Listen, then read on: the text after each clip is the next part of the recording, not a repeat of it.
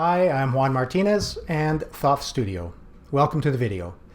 I just wanted to give a very informal and brief introduction to this video as well as to the series that is implied by the name of this video. The color that we're talking about is for artists, so I imagine you found your way here because you're an artist or aspiring artist. So the color is about painting, but it's not just for painters in oil painting, which is mostly what I do, but it really applies to any medium. And the topics that I'll try to touch upon will be hopefully wide-ranging and they will be random. So nothing in any specific order, or you don't have to watch each of them in the numbered order as they arise. It's more like whatever occurs to me to discuss, or maybe somebody has asked me to address something and I can maybe delve into it a little bit further. That's what we'll do. Hope you enjoy it, and please leave a comment or question if you have one. Apparently that helps also in the algorithms as far as views are concerned, and hit the bell and subscribe button. That'd be appreciated as well. See you next time. Enjoy the video. Okay, we're going to look at this portrait in a slightly different manner, in Photoshop in fact. This was another one that was done from life, and a bit more of a long-term kind of finish. I had probably 6 hours to do this one, maybe a little more, but not much. And you can see it's a pretty good photo. It's detailed. You can get a sense of the brushwork, etc., and all the paint pimples that are still there. But I just leave them anyway, and they're more evident when you see a magnified photo than when you look at it in real life. Now, what we had always, we talked about the color. Here's a very clear example of the redness along the center of the face, more or less. You know, you've got the nose, the cheeks, even the ear. This tends to be towards red. And, you know, there's the skin color, maybe a little more precise here.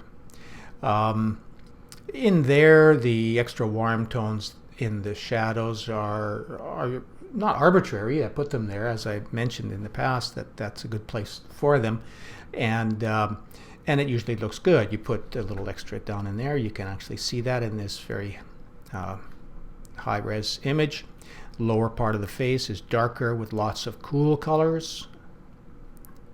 There's cools here and there. There's cools there in a transition. There's cools in there. There's cools in there. The highlights, in this case, again, it's somewhat greenish in color.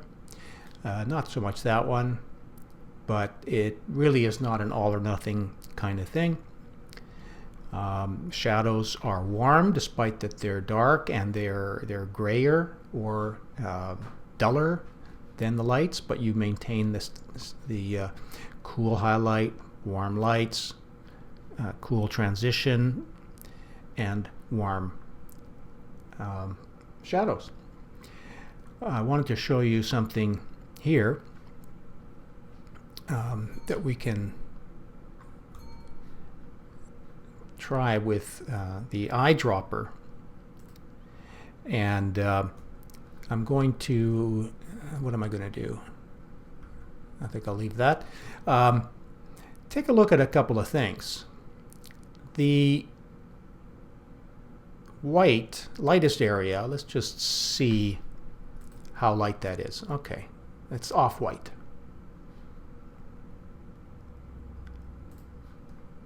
That one's lighter, isn't it? It's almost, I mean, it barely has a tone. We'll put it down there. It's about the same value as the background. And now, what I really wanted to talk about here was the reflection on the hair. This is always a difficult and elusive kind of a look to get right, because it's so easy to make it too light, especially with someone with really dark hair.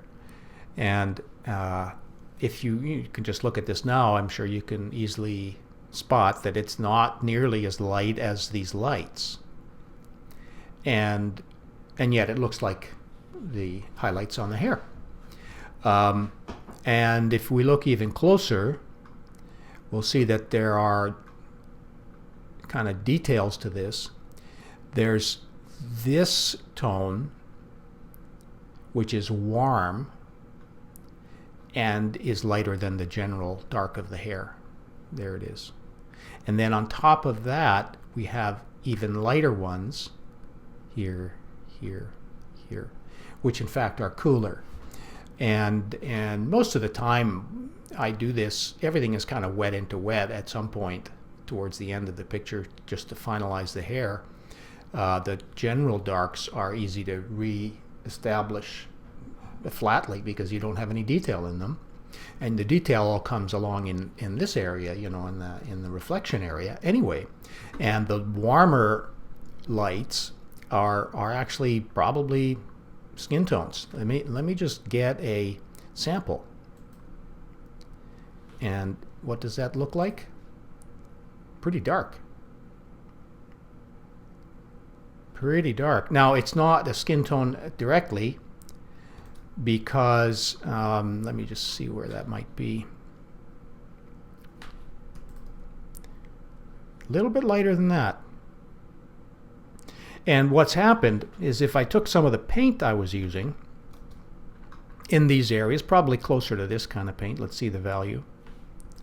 Yeah, very similar value. I could well have, I don't remember exactly, but I could well have taken paint that was on the palette that was around here somewhere, this stuff, and put it into the hair as I worked on it. And of course it picks up some of the dark hair color, which was in black and brown paint. And then that's why you end up with something that looks like that. Or that looks like that. That's the middle lights, by the way.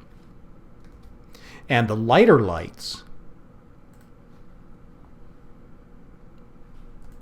are pretty dark. But in the context, they look fine. So my point there is really to illustrate how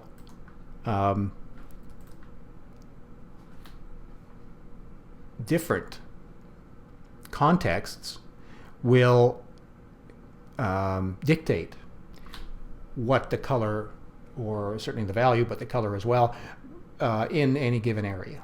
So what will stand for lights or highlights in dark hair doesn't need to be as or the same or even similar to what stands for lights in the lighter areas, like the skin tone in her case. That's very common. So everything definitely is dependent on the context. Highlights are not all one thing. I think it's very easy to kind of overdo that and to make all your highlights the same. Use white paint or whatever it is. But anyway, that's I think this is a good example of the differences depending on context.